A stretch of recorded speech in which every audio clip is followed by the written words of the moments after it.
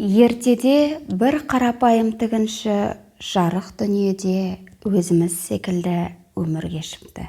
Бір күні үнемі қасынан шықпайтын немересіне үлкен бір даналық тәрбиесін бергісі келген екен. Тігін тігуге кіріскен кезінде өте қымбат тұратын үлкен қайшысын алып, матаны ұсақтап кесе бастайды.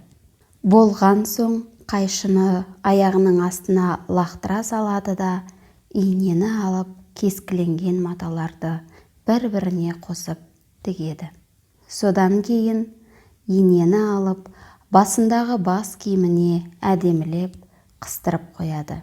Манадан бері бұл көрініске таңдана қарап тұрған немересі шыдай алмай: «Неге ана қымбат қайшыны лақтыра салдыңыз да, болмайтын бір инені әспеттеп басыңызға қадап қойдыңыз?» дейді. Сонда атасы: «Қайшы болса, әп-әдемі матаны кескілеп, бөлшектеп тастайды. Ал ине болса, кішкентай, әлсіз болғанына қарамай, бөлінген бөлшектердің басын қосуға тырысады. Содан кейін олардан әдемі киімдер шығарады.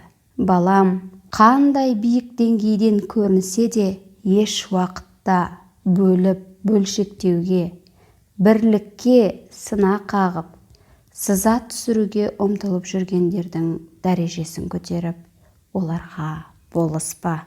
Керісінше, әлсіз болса да бірлікке шақырып, ауызбіршілікке жұмылдырып жүргендердің абыройын арттырып, демеп, көтермелеп, қасынан табыл» дейді.